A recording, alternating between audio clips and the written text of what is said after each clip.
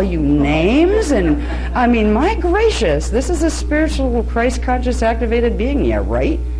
It's like, look at the product, look at yourself. You're calling yourself, this is like testimony here. What did you just say? There is a nastiness that some of these people can throw. They'll be sweet to your face as long as everything's going the way they want it to.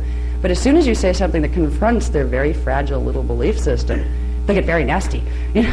That shift where they can get very nasty can indicate two things. One, a human that's so attached to it having to be safe because they're terrified if it's not, that they get nasty.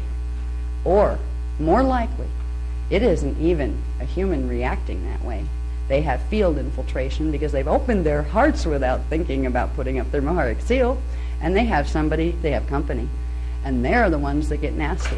I have seen people shift, look me in the eye, they seem like normal people, say something that confronts that light, love, and clueless thing that we call it, and this nastiness comes through, and just like with a real mean, I hate you feel, like just the energy shifts, where you know that they just love to zap you. If they had the rod or the staff, they'd use it to make you disappear painfully, hopefully. This isn't even the human aspect of them. This is when you start to get to see what the consciousness of a Drac or an Anunnaki, fallen angelic, looks like. All right, so the humans are being played on in the New Age movement. And the funny thing is, everybody thinks the New Age movement was started to be a good thing.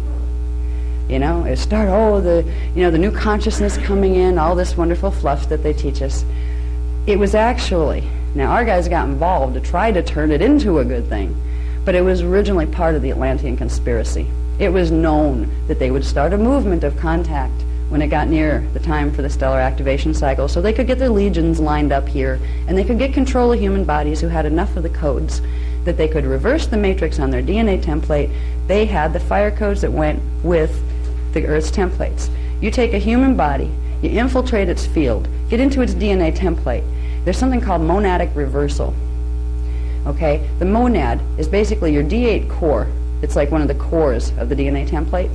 Monadic reversal, if you can get to that core of the template, if you can get to strand 12, which they can't get to because that's protected with the Christos frequency, D8's the next level to get it at. If they go for the 8th strand, if they can get it running fully in reverse, and then a couple other strands, get the fire letters running in reverse, it will flip over the whole matrix, and you'll have your DNA running in reverse, fire letter codes. What it does to you as a person is totally mess up everything, because you will have to go through all sorts of incarnational cycles or stay on planet until you can undo that, unless you get bioregenesis to fix it. But once it's done, it's extremely difficult. It will kill the body to put it back. So you would have to incarnate to begin working on solving the problem if you had full monadic reversal. What they're doing with people, a lot of the healing modalities, that are coming out these days, even some of the good ones that used to be good healing modalities, they're using them to transmit the frequencies through people. If you take a healer who didn't know how to protect their fields, and they don't know, they can't see beyond D4, a lot of them, most people that are working with healing that see things are seeing through the D4 spectrum. You can get them from D6. You can't even, they won't even be able to tell that something is in their field messing with them. You start to transmit. You give them that monadic reversal by progressively transmitting the opposite frequencies that belong in their DNA templates, and it'll put their strands into reversal. When they do healing work, they're transmitting that to the people they're healing. They don't know it. They wouldn't ever do it if they knew.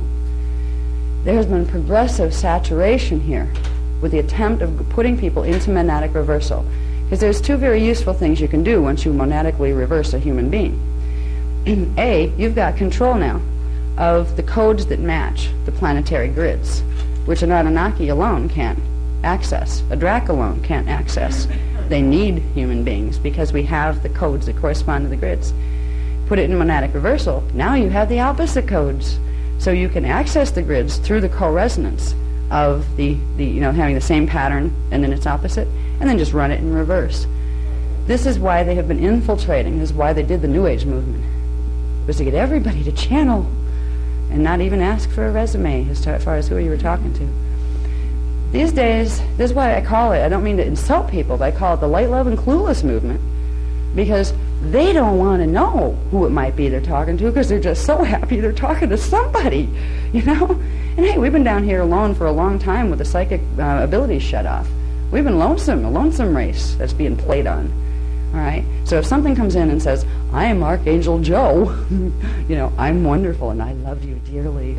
We've always served your race and we're here to help you now, and they're really sweet about it. Most humans are like, "Wow, I'm talking to angels," and all of a sudden the whole life changes. Of course, they're going to be angel channels. Once you've got that connection, you don't ever want to lose it. They're playing on the fact that we've been lonesome here. They're playing on the fact that we do have the ability to channel our higher selves and other things, good things, if we know how to channel safely, if we know how to seal our biofields. Channeling itself is a natural attribute of human consciousness. However, if you do it without your field sealed with the D12 frequency, you're wearing a sign on your astral body saying, "Take me, vacant." Because right now, bodies are primo real estate. You want to take over this planet, you're the density 2 body, you can project part of yourself into this body and get it to run around and do what you want with it. If it serves their purposes, they will let the personality who's in there stay. And they will simply point them. They'll guide them. They'll be their voice of spiritual wisdom. And they'll tell them where to go and what to run, as far as the frequencies. If the body's real valuable, and they just want to get the person out of the way, or if the person is a little too shrewd, so they're saying, "Wait a minute, I don't know if I want to do that. You're telling me to go over and do that, and that's not a nice thing to do to that person. Maybe I don't want to do that." When the questions start happening, that's when, okay, personality's getting in the way, then they'll go for body snatch, which means they will force a critical mass of their energy into the body template, into the DNA template, and force out the original soul that inhabited it. That's called possession. Okay? If they don't do monadic reversal on the DNA code, they can't do possession. So they usually build up with subtle contact first, then they will go into field infiltration, coming into the astral field and the closer fields. Then they'll move in to the small parts of the strands that hold miasms, because miasms are reversed matrix antiparticles in the particle field. It's a reversal pattern. They can attach to the miasms, and from there they try to contaminate and expand the miasms and work out into the point where they got control of strands. Once they get control of enough strands, they can literally force out the person who was born into that body. And that is happening at an alarming rate right now.